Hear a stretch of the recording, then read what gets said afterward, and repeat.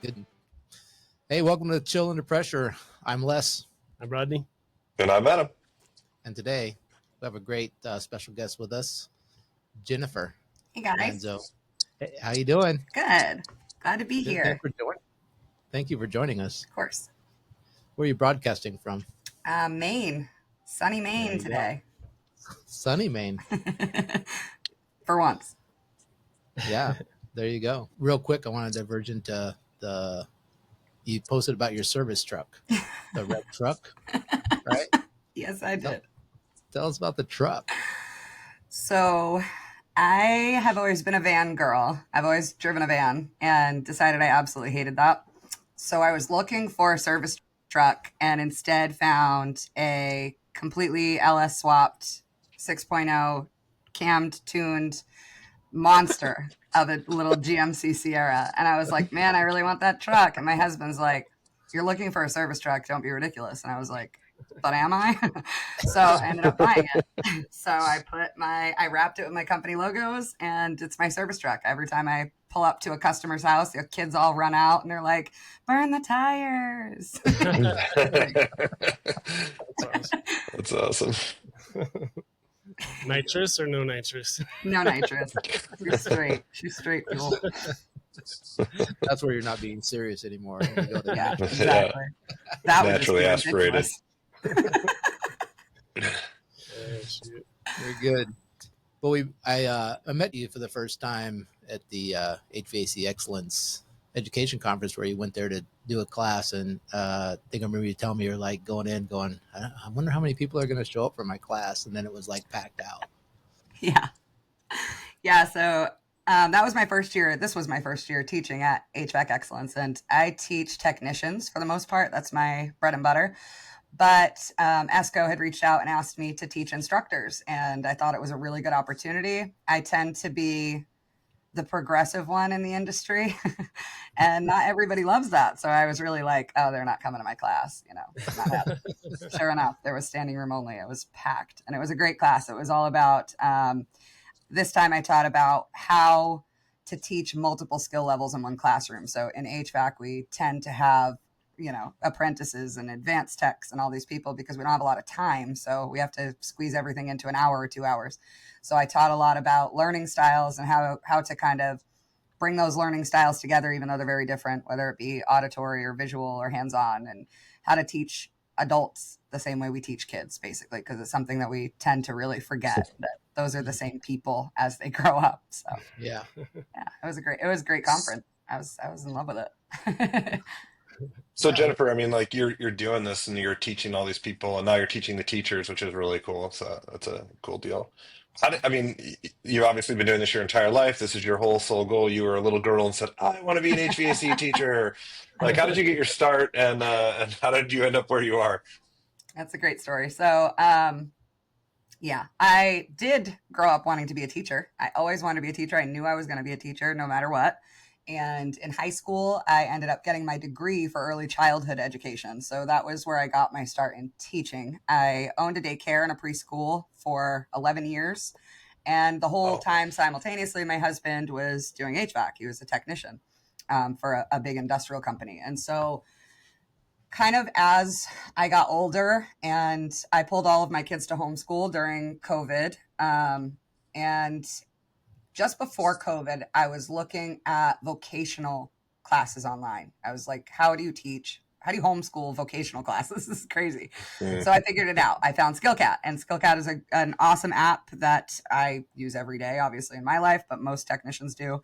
And it is an online trade school. And I was like, all right, I'm going to go through this before I hook my kids up with it, because it was brand new. It was a startup, and it was free. Mm-hmm. So I'm like, we can't trust this with everything we got right out the gate. So I went through it and I ended up with my EPA license in a month. And I'm That's like, cool.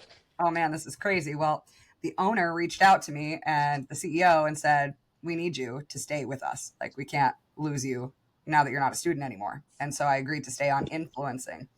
And in influencing, I had very quickly decided I was actually going to go into HVAC, because that wasn't even my design at the time. I was just like, I guess we're doing this. And so my husband and I went to a company together. He got to train me, which was really cool. And he's the best technician that I know. So I could not have got a better training in the field, you know. And then after that, we were like, why are we here? Why don't we just start our own company? So we did. And in starting our own company, I realized gaps, lots and lots and lots of gaps in this industry. The main one was, okay, so I'm a girl, right? In case y'all didn't know. So Noted. I had to work really hard compared to male apprentices. It was, I mean, just constant bullying, which I Yeah. appreciated because I am who I am, but not everybody does. And then Right. on top of that, there wasn't a whole lot of learning going on. You know, even though it was my husband and he knew the importance, he grew up in this trade the same way everyone else did. So, I mean, he didn't know he should be doing any different. And so when I got in, I was kind of like, there's no women, there's no training, and these companies aren't being held accountable for the lack of training. So what can I do? How can I bridge the gap? And so that's when I started HVAChicks Coalition and started teaching HVAC while I was learning HVAC. So I would learn a concept and I would teach it to everybody I knew. And it That's has awesome. worked. I still do that to this day. Yeah, That's awesome. Very cool. that is a great story. That's a great way to learn too. I've been hearing from other technicians, like that's kind of standard, is to just be given a hard time as you're learning and stuff. Do you hear that a lot from the newer technicians? Yeah, I mean, Is I'm it guilty of it. like a way to weed people out almost, or It is. It's seen as a rite of passage, right? Not so much to weed people out because we know we can't do that anymore. We know we have a massive technician shortage, and it's probably because, like, we were telling guys to catch the grinder, you know, embers because we recycle them and things like that. So that was my favorite one when I was an apprentice. I'm standing there with a bag, like, why am I catching these sparks? This is crazy. Sure enough, it was crazy. Everybody had a really good laugh, especially the roofers. They loved that one.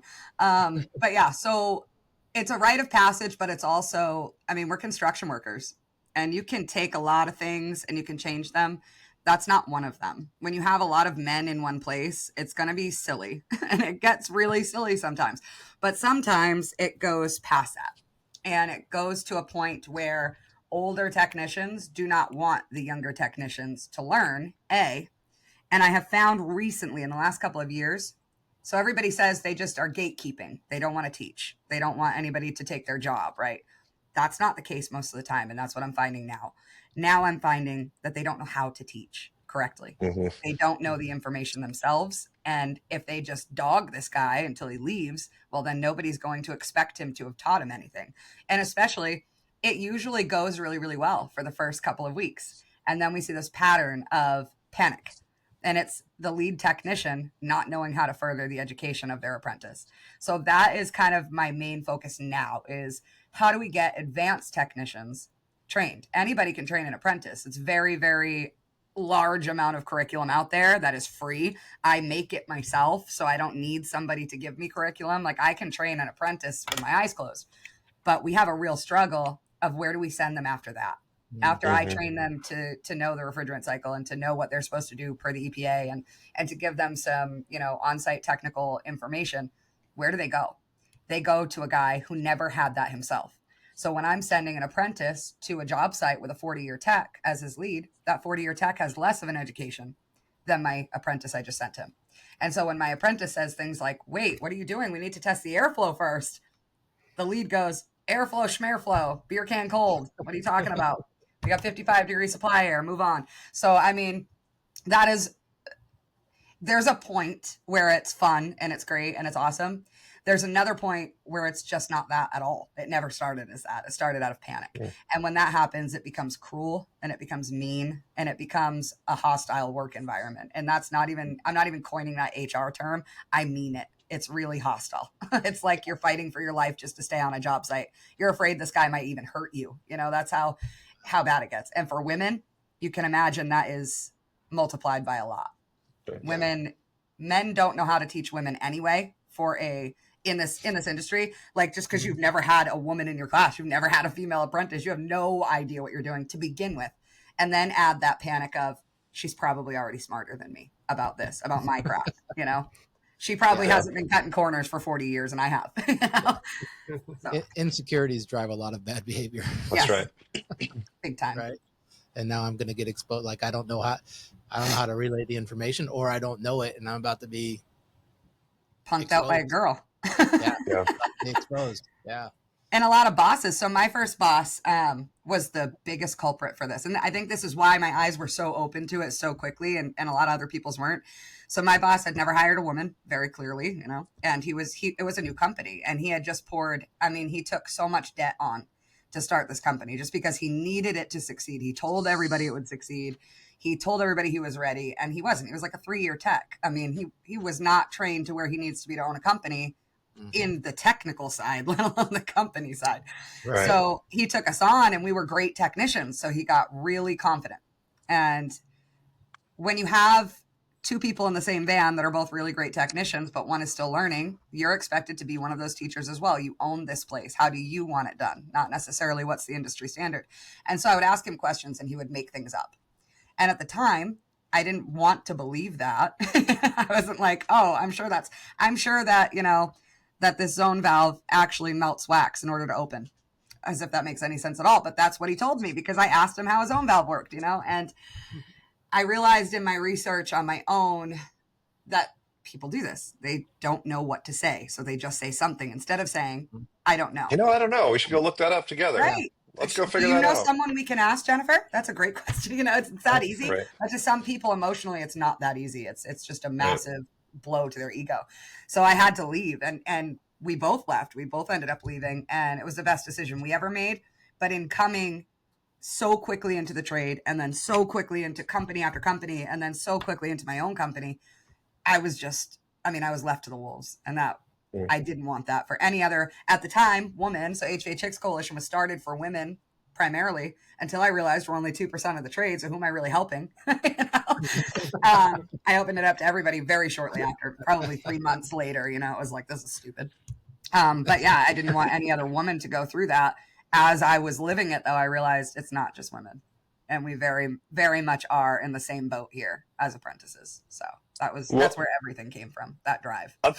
I think it's really smart to have opened it up anyway, because the reality is, you know, we guys have daughters too, right? And we're like, And oh, not I've just never that, we're sent. creating division. Why should I be adding to the division we Right, already right. have? And there are so many women's organizations, and I won't name them by name. They know who they are. They reached out to me to ask me to bring my technicians there, because they don't have technicians. They have dispatchers and office managers. And I said, they asked me to be frank and honest about what the problem is. Why aren't we getting these girls? And I said, because you're only for girls is one big thing. And B, you have people in there talking crap about technicians who you're trying to get. Right. They're not going to come if they think the office managers and the dispatchers are talking shit about them, you know? So then it became more of a women's only groups promote division. So if we can't even work together in a training group where everything is free, so everybody has like an already, you know, static personality as you're walking in, you're all there for the same reason. If we can't even work together, then how can we on a job site? How can we in a company? I mean, that's a crazy ask if you can't even sit on a computer across from each other. Well, and you're modeling it.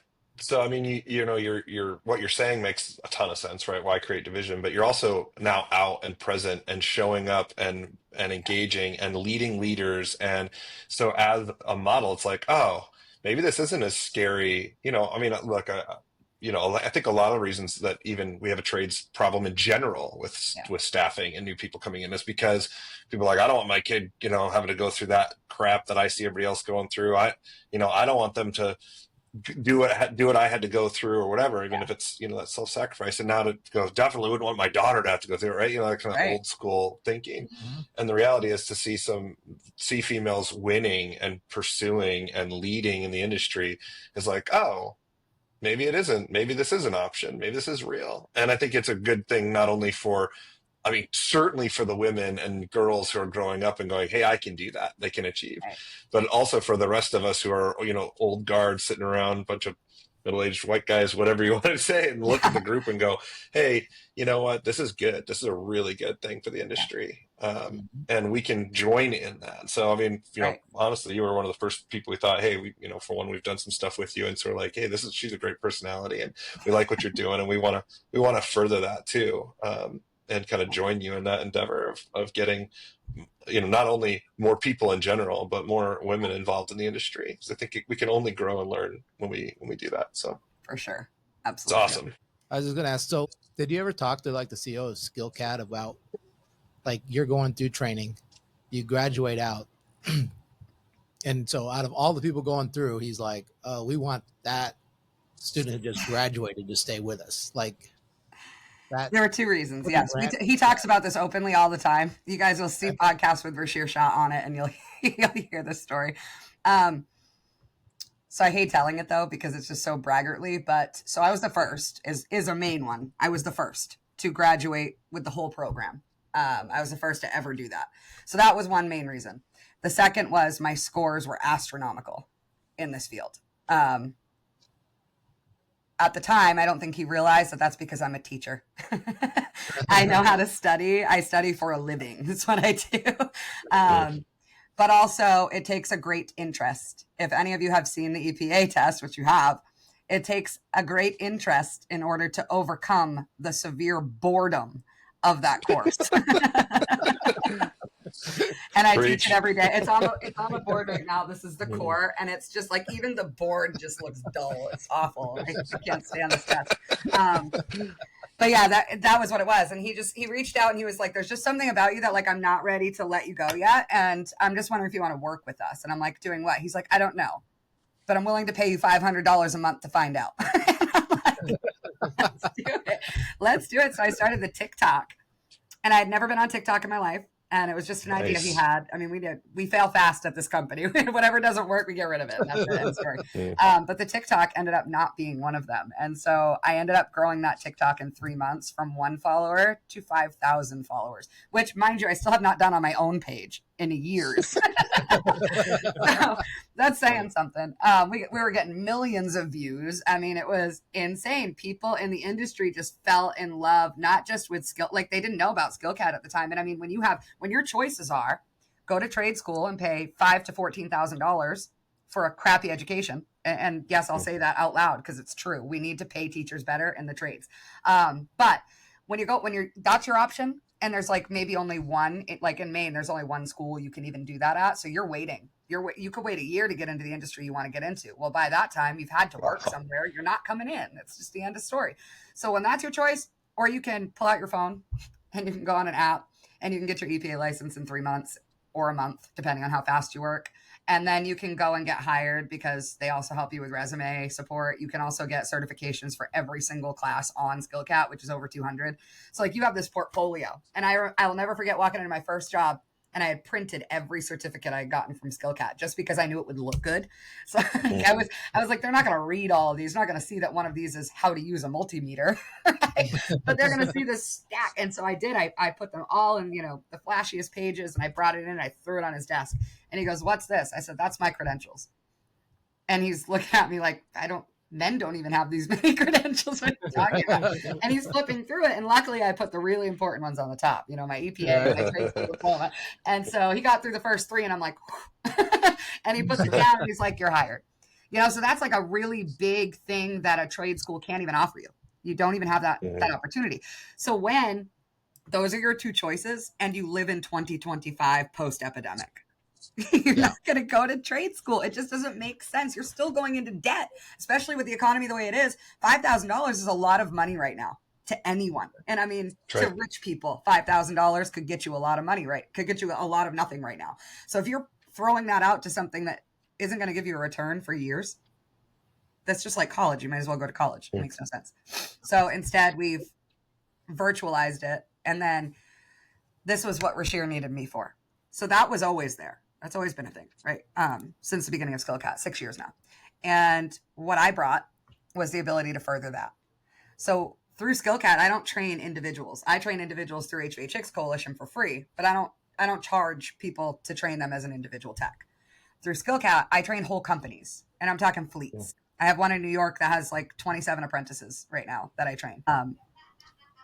When you are in a virtual world, you don't get, there's a gap. Right. So I've just now created another gap that we didn't need. And so where I can't offer a lab, I can offer virtual in-person training. And so that's what I do every single week with all of my companies. I sit for an hour, just like we're sitting right now, and I teach. And I teach in a way that all of those learning styles understand, because that may not be every out of 10 people in a classroom, 2 people are well suited for virtual learning when it comes to an app. And the rest are not, really not, especially in a trade. You're going into something where you're putting hands on. So if you're not putting hands on now, you ain't going to learn it, right? And so what we do is we put hands on. We use the simulations that are in HVAC Simulator or SkillCat, and we pair that with me standing here teaching.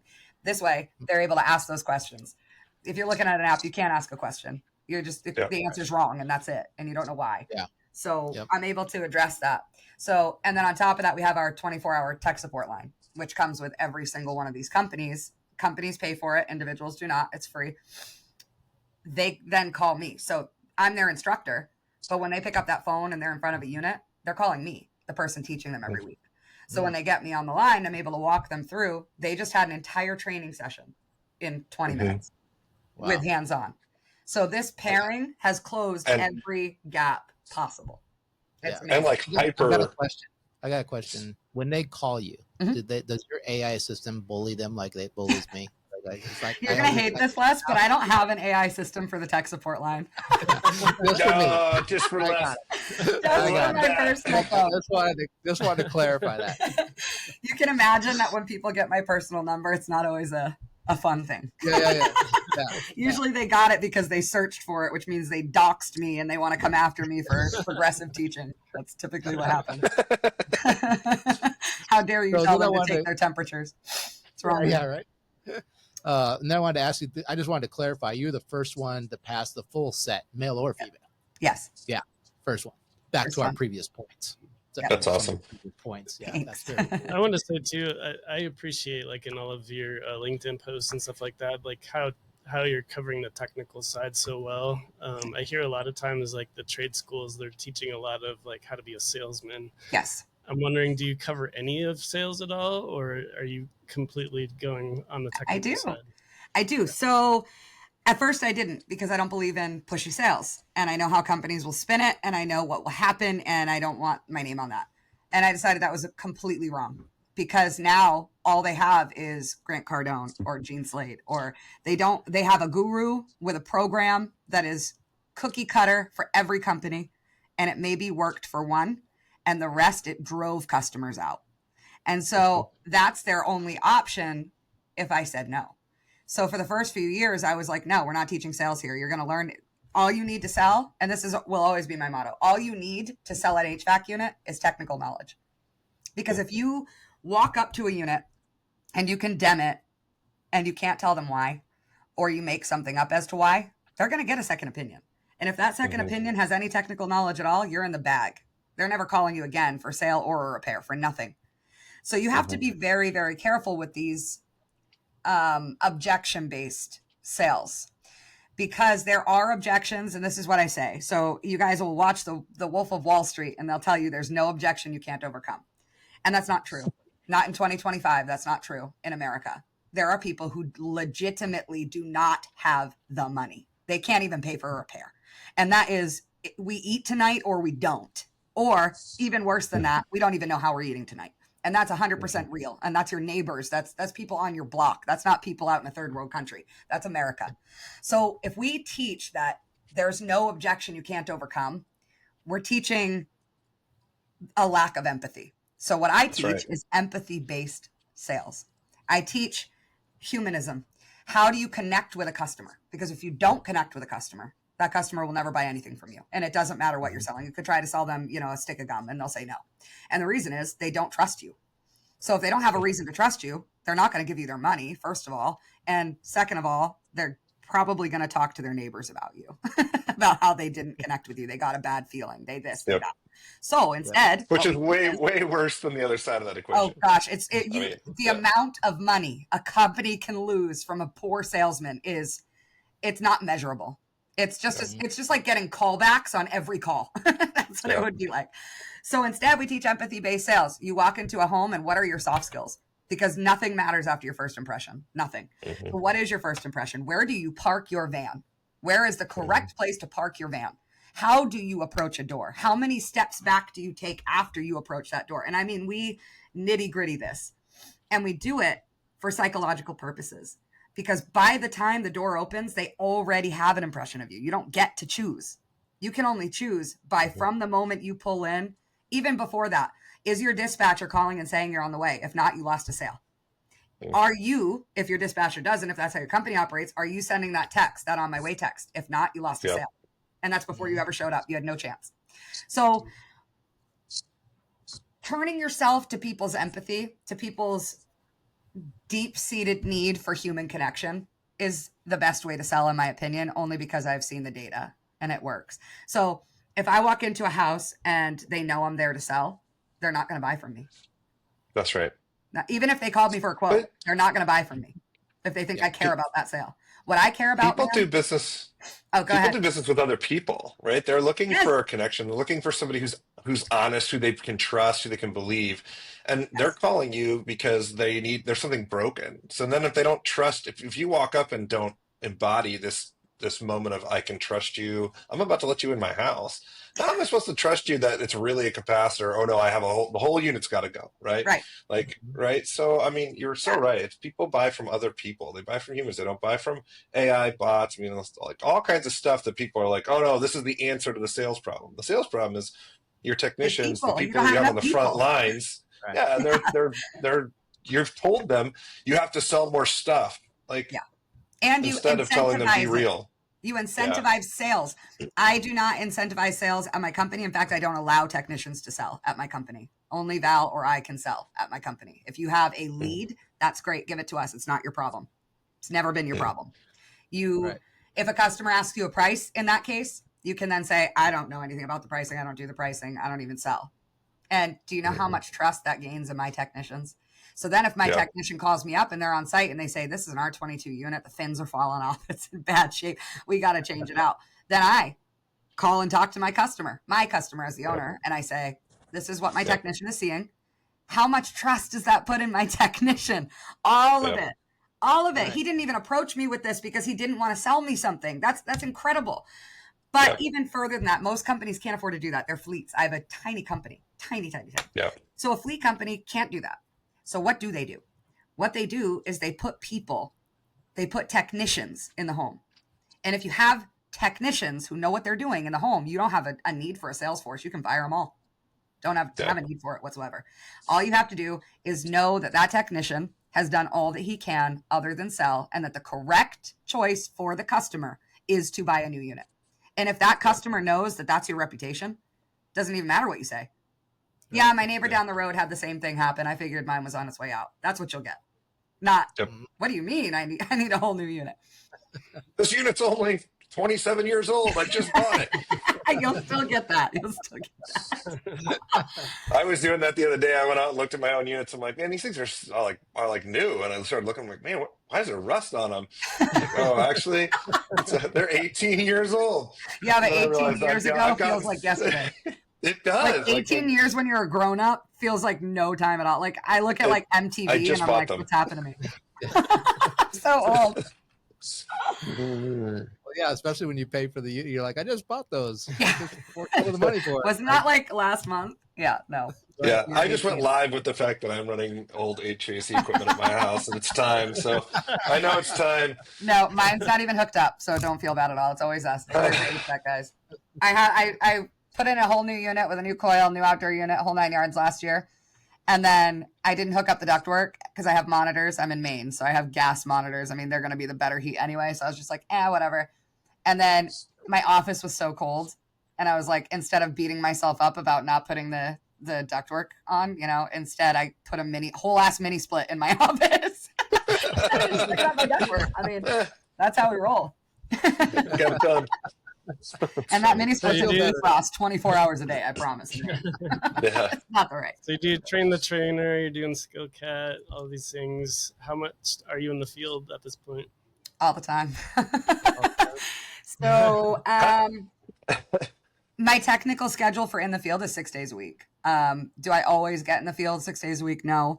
Last week we had, so I take care of a lot of the lobster distributors in Maine, which is a huge part of our economy, right? And then, so one of those distributors has, just in their tanks alone, they have $70,000 worth of lobster at any given moment.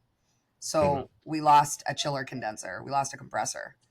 And so I'm down to 2 chillers on $70,000 worth of lobster, and my tanks are at 50 degrees. So I was in the field 7 days last week. I was holding head pressure up. I was dropping suction pressure. I was trying to keep my evaporators where they needed to be, and I still lost $70,000 worth of lobster. We lost a whole tank. So situations like that, I might never see my computer for the whole week. But otherwise, it's usually like I'm not out. I mean, I'll run a service call. There are 2 of us running service calls. So if the other, if my husband is on another call and we get one and it's an emergency, I'm going to go. But as far as like daily, scheduling in the field, there's none of that. I show up where I'm needed at any point throughout the day. And on that lobster story, you're on the right podcast, Chill Under Pressure. Yes, exactly. Really. Perfect. So, I mean, you have kids. You're talking about that. How do you balance? I mean, you're talking about 6 days a week in this, and I'm doing Skill Cat, and I'm doing all these podcasts, and I'm a part of all these, the coalition, and like that's a lot to manage. How do you balance, and what does that look like? I don't. I'm a type B mom. I'm a type B everything. So I have 6 kids. That is true. However, 4 of them are adults. So I have a grandbaby. I mean, so my son is no longer in the home. I have 3 adult children that are in the home, but that, they work, they take care of themselves. They're on their own lives. We're just not out here making them pay rent somewhere else. That's ridiculous in this economy. So they just stay here and they live their own lives. But then I have a 2-year-old and an 11-year-old as well. That are all me, of course. So I have a really good daycare, first of all, for my 2-year-old. My 11-year-old is self-sufficient at home. Plus, I work from home most of the time. So she's here with me or with one of her brothers and sisters. There's always someone here. So the kids kind of are like, they're the most important part, but they're the best maintained part of my chaos. And then on top of that, I work 18 hours a day, 16 hours a day.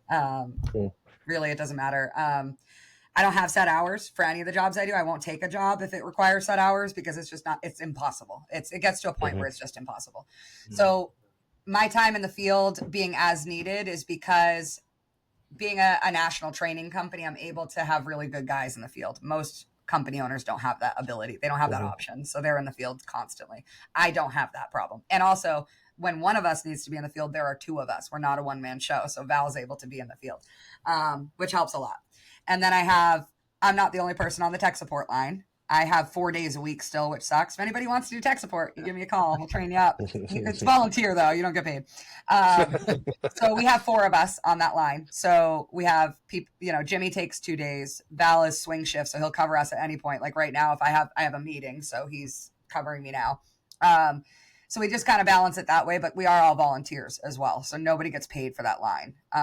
And it's 24 hours a day. So that gets rugged sometimes.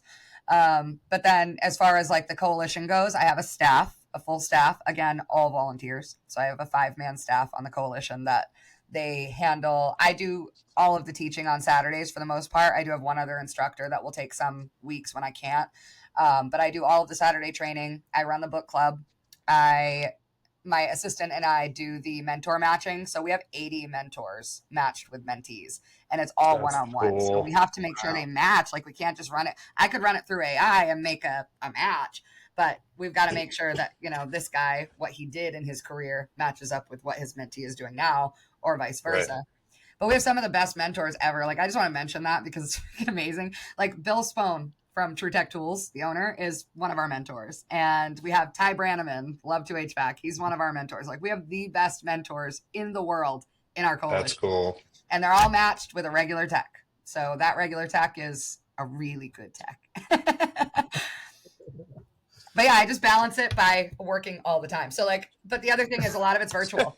So if I'm watching a movie with my baby, I can still be posting. Like I run HVAC company social medias. So that one is the most time consuming. So I'll just do that when I'm just sitting and when I don't have an active thing I have to do right now.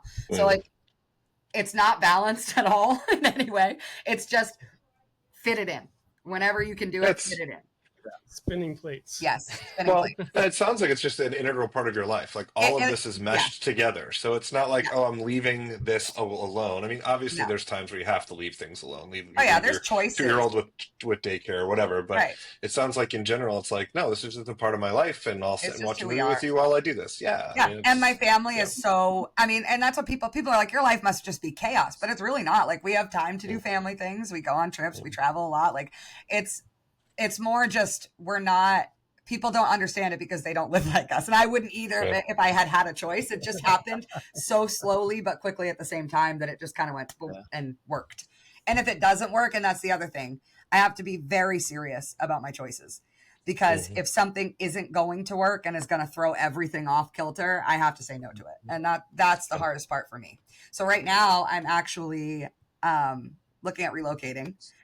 I was offered a really killer job for a really giant national kind of chain, I would say. Not a chain, but they buy up HVAC companies and they help them get back off the ground where they need to be. And they are hiring me to run their national training center. And so I will have 25 techs every 6 weeks that come in. This will do away with 3 of my jobs just for taking one. So I am actually condensing. And then I took another job for a facilities maintenance company teaching their entire, 18,000 tech force HVAC. So I have, 2 6-figure jobs now that I can get rid of the little things and put my focus into those while still having that ability to work for SkillCat and to work for HVAChicks and do the things that I want to do on top of it. Right. Which is helpful. That's your investment. That's your investment back in. Yes, exactly. Yeah. So there's a lot that you're doing. Where should we send people to come follow you and keep tabs on you and to learn from you and to engage with you? Absolutely. So that's the easy part. I am HVAChicks Jennifer, no matter where you look. Whether it's AI, ChatGPT, or Google, they will give you all of my pages very, very happily. Cool. And my email is jennifer@skillcatapp.com. I mean, anybody wanting to come into the trade, anybody wanting more information, anybody wanting to learn about refrigerant tracking, because I have learned so much from you guys. Let me just say this real quick. So yeah, my tech support line is literally ringing right now. I didn't know about our requirements for refrigerant tracking until I met you guys. I had no idea. I mean, I knew what's in the EPA course because I teach it. It is not comprehensive as far as information as to what you're supposed to do. I really just want everybody to know that this is a focus of HVAChicks Coalition right now. Is the main focus for us right now is getting everyone tracking, because we didn't know they weren't compliant. So we've got 570 technicians that are not compliant at that moment. So it's a mad dash to get everybody. Just, if you're going to come to me, download FM Hero first, because you're going to have it. And that's just, I just wanted to throw that out there. We are in a partnership. I partnered with these guys not because of any reason other than what they're doing is absolutely necessary.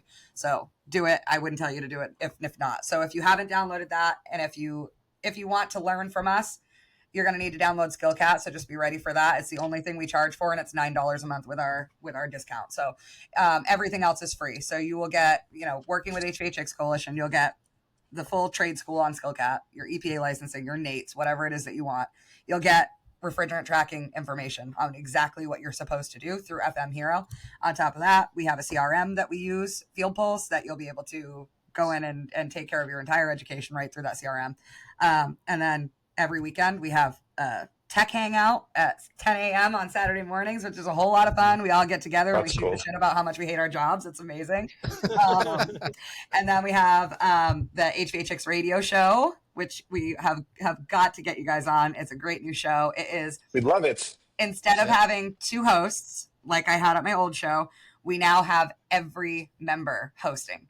So every week it could be a different host. A member of staff is always with them to make sure it goes smooth. But it's they get to do episodes. I mean, we had a call-in episode that was funny service calls. Like it's so much fun. So we have that 9 p.m. on YouTube on Saturdays. Okay, that's 9 p.m. Eastern time? Yep, Eastern time. Right. It's the same time slot as my old show.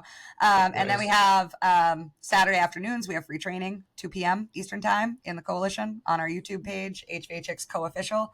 And then we have book club every Sunday. So we have a whole bunch of community just waiting for you. It's a whole lot of fun. That's cool. And it gives you that outlet Like there is no gap. If you are a member of HVAChicks Coalition, you don't have gaps in your learning and you don't have gaps in your training. So come on over. Or community. Yes. Whether you're going to get the help. Yep. Right. Like you can go and all of you guys work with us so that you only have to go to one place, because all the bigger companies are with us already anyway. Yeah. That's cool. And like you said, $9 a month is that's totally, I mean, I know people, that's the cheapest thing ever. It's ridiculous. It's almost astronomically cheap. And we had to fight our CEO to charge that, and that's only because we were going under. Well, good job. Yeah. Keeping it affordable and yet not going under, because it's a bad thing. Yeah. We need great teaching. Yep. Awesome. Very good. Anything else, guys? That's it for me. Nope. That's it for you. Yeah. Well, thank you so much for joining us on Chill Under Pressure, Jennifer. Thank you guys for having me, and thank you for what you're doing. Again. Yeah, you bet. So I'm Les. Rodney. And I'm Adam. Thanks for joining us on Chill Under Pressure. We'll see you next time.